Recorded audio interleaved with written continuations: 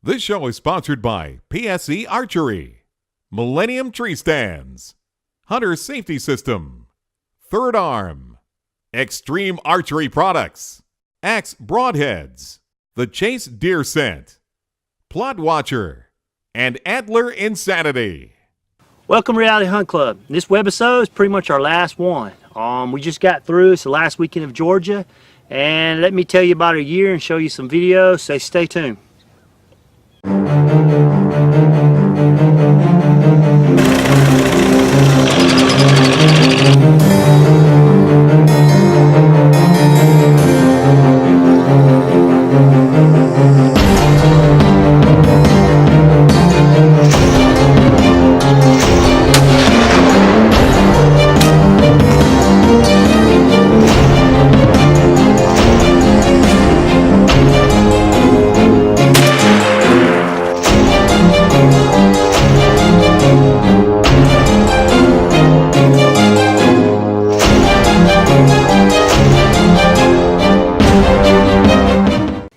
All right, as I said, this is the last weekend of Georgia season. So it's pretty much, we go from the 16th of January to the 15th of January, so the 15th's coming up. So this is going to wrap up season 3.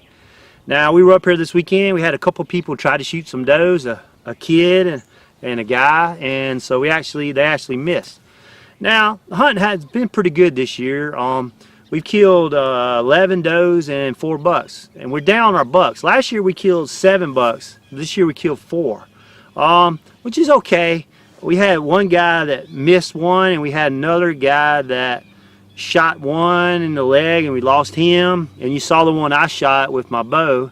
So if we'd have killed those, we'd have been right in line with the 7. A lot happier with the bucks we killed this year. They're a lot bigger, a lot more mature. We only had one buck that was kind of small, and the guy accidentally shot the wrong one when they were running and chasing around. He thought it was the mature buck in the lead, and instead it was an immature buck. So anyway, stuff like that's going to happen. The deer sightings was pretty good. We had 400 acres that was cut this summer, and I think it kind of pushed some of our deer off on part of the club, and they just hadn't come back yet, even though I'm starting to see them come back even more and more. Now, the rut was a little bit different. I think it was more of a trickle rut. We talked to all the people that hunt different counties around here in middle Georgia. I think it was more of a trickle rut. We did have a cycle of hot, cold weather, which I think has a tendency to yield a trickle rut. The best rut I remember was back in 2010. Here it is, 2013. So we hadn't had a good rut in a couple years. So that's one thing to look forward to in the up and coming 2014 season. Now, I want to thank our sponsors. You see them roll at the beginning of this year's show, and I just want to thank them for supporting us with their products and partnering with us and believing in us. PSE, they make some great bows, guys. And of course, our favorite Millennium Tree Stands, they've been with us ever since we started. And we never go up our Millennium Tree Stands without our Hunter Safety System vest. That's just dumb. We owe it to our families and ourselves. And Third Arm camera, all these videos, when we're sitting in a tree, they're brought by the Third Arm camera arm. And of course, we're shooting our extreme archery sights, and we're using our plot watchers, and we use the Axe Broadheads and a little of the Chase Deer Scent. And of course, we get some advice, and we support the Antler Insanity TV show. So these are some great sponsors, and I really appreciate them helping us out. It's a little bit different at the end of this show. We're actually going to show you a little 20 to 30 second segment of all the shows that we did this year, in case you missed one. So if you watch this, you might get interested in it and want to go back and watch it or anything like that.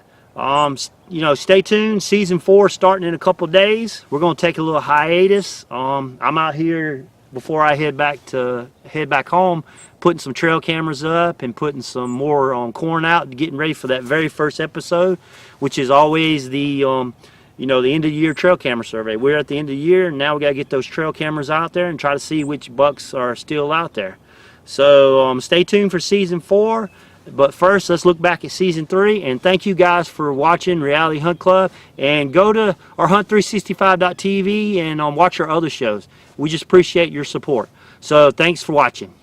They're 2 of the biggest bucks on the club last year, and we tried to hunt them really hard. Nobody really ever saw them. They were really nocturnal, just part of the way the season was, if you watched the previous webisode. But interesting enough, I've never seen them grouped together before. We've seen Kicker 9 before last year, but now it seems like these guys have got their own little bachelor group going, and one day they're hating each other, next day they're hanging out, surviving together in a group, which is kind of interesting. So he started trapping. Been trapping for what, about 3 weeks? About 3 weeks now. About 3 weeks here in February, and which, you know, if he wants to trap, that's great, because I can't run the trap line that long. And I know we've put a pretty big hole in the coons the last couple of years. We've caught about 22, 23 in the last couple of years.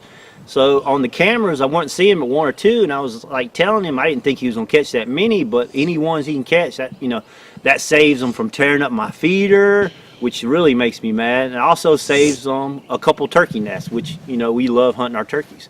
Now, this is a spot where Tad and I sat, and I'm going to show you the clip of the video, and this whole lake was dry. And we have a blind here that used to be a deer blind, now it's a turkey blind. I mean, not a turkey blind, but a duck blind. And so basically we had a couple cold fronts come in February, and within 3 days it filled this whole lake up. Actually, it was overflowing the bank here. Today we're planting bicolored espadiza. The tool we'll be using is called a dibble, and it's actually a tool for trees. We've bought bicolored espadiza as a plant, and so it resembles a small tree that you'd be planting. It's a shrub, actually. So you can get it in seed form. Buying it in plant form gives you a little bit of jump start on trying to get your hedgerow up and doing what it is you want to get done. And then May 15th, we're going to come in here and we're going to plant about 10.5 acres of soybeans. We're going to plant where we had the corn last year and the grain sorghum. We're going to plant all soybeans. We plan on drilling them. And that's behind what we call DeWitts. And you can see there in the purple. And then once again, we're going to try to plant 7 acres of soybeans on the power line.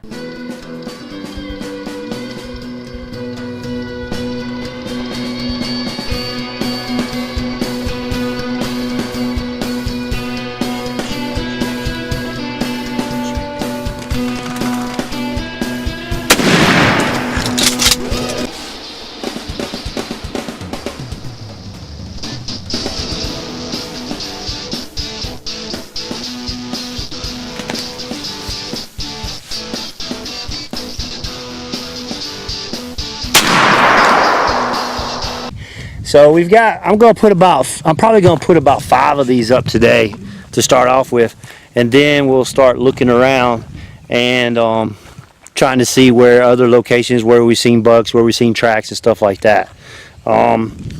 Now, it's very important for us to do this. It gives us a chance to see how the bucks are progressing with their antlers.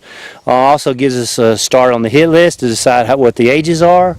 You know, it's just a very exciting time of year. To me, last day of turkey season and putting the cameras out, this kicks off our deer season.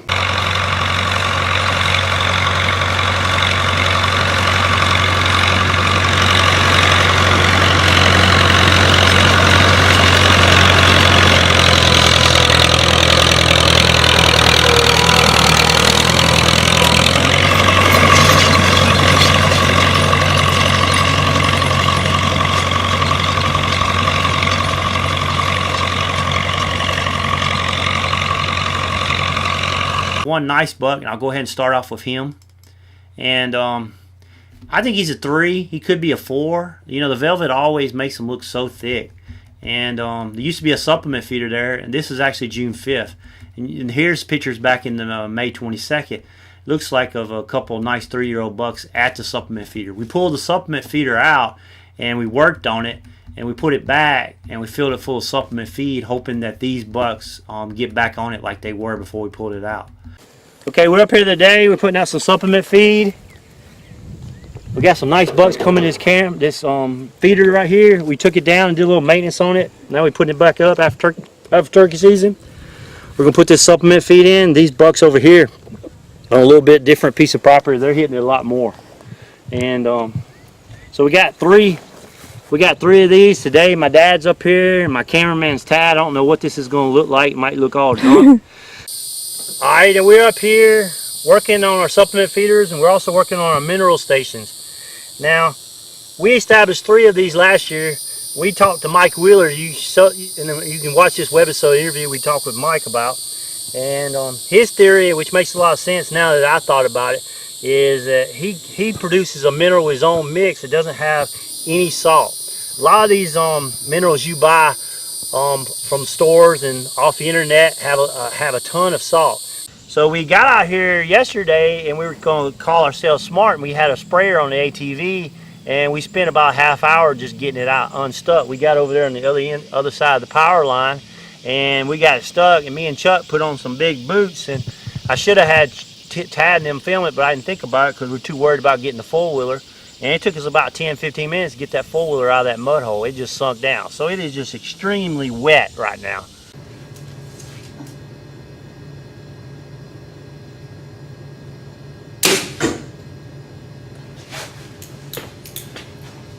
The air is right here. I knew that.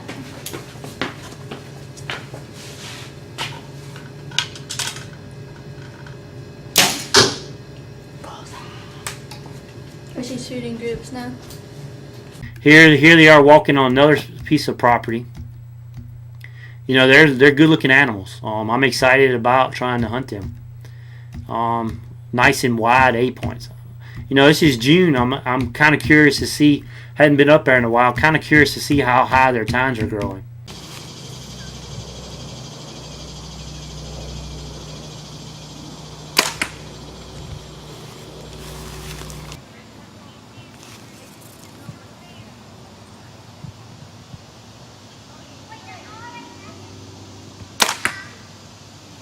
Put the hunter safety vest on Tad, as you can see in this video I'm showing you right now. And we've got a couple really good spots where we think deer are going to come. Since this is his first year bow hunting, we stuck him up in the Millennium stand with his hunter safety vest and all the system in there. And we got him up there, and we let him drew back and shoot the target a few times. Just kind of figuring out that this stand, you're going to shoot your 20, 25 yards right here, shoot that pin. And it's just good experience. So next weekend when we're up in that tree and that big old buck walks out, or just a good old doe, he'll be ready for it, and it won't be all new to him. It's a lot bigger. So anyway, it's the Millennium 150. Jimmy Rhodes of All Archery Outdoors, he talked about the M50s, which is just the seat, which is something he likes to do. He don't like this big recliner because this lumbar back, because he's afraid he'll fall asleep and miss the deer. So go to Millennium Tree Stand and check this one out. This one's the M150 Monster, and of course they have the old reliable M100, which is doing great. We're going to be sitting in a couple of these. They are hot ticket items right now. So with these two are ready to go. See how they're deployed there? This one here, see, that's what's going. This one here, I need to roll the band back, roll them over a little bit like this.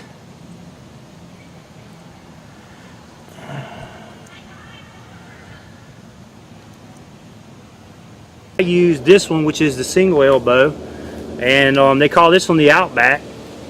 So you see it here, it's because it's got the single elbow, or one joint, or one pivot, or whatever you want to call it. And it's got a great head. He calls it a German head. It's real smooth. I mean, I've spent some money on some heads, and this one is just as smooth as can be. And Chuck actually used the dual elbow, which is the Bandit series. You see the two joints there. It's got the same head on it. So there's basically 4 groups of hunters up here, and you can see Tad and myself up in this tree right here. And the other 3 hunters were my dad and Chuck and another member. Now, 3 of these groups, we had cameras.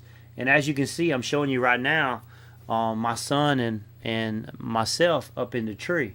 Now, we had a pretty good weekend. It was really, really hot. But the wind was really out of the northeast and east, and that's a little weird for us. We didn't see a lot of deer, but we did see deer every time we sat.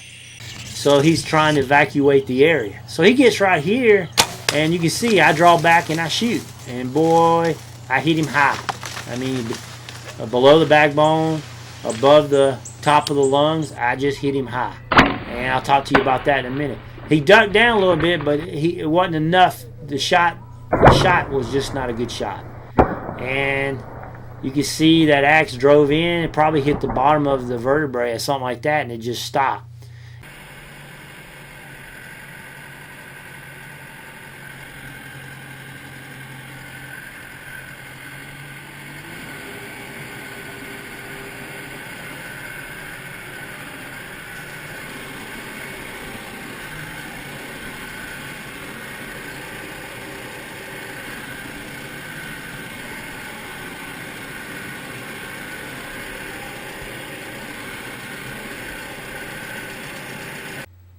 Now, the last hunt I was on, I was sitting over here, and I got video of this beautiful 3.5-year-old buck I'm showing you here. We call him the small 10, as you can see in the trail camera photo.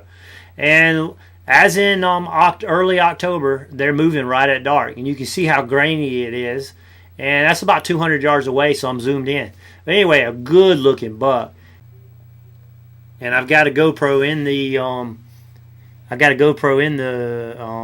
tower stand with us. And there's, maybe the wind was swirling a little bit. Watching this video again makes me think maybe it was swirling a little bit. But he gets his gun up, as you can see in the GoPro in the upper right screen. And I'm telling him, squeeze, hold the gun, and squeeze. And he shoots, behind her and back to the right. Now, looking back at the GoPro video, he pulled the trigger, and that's why he missed.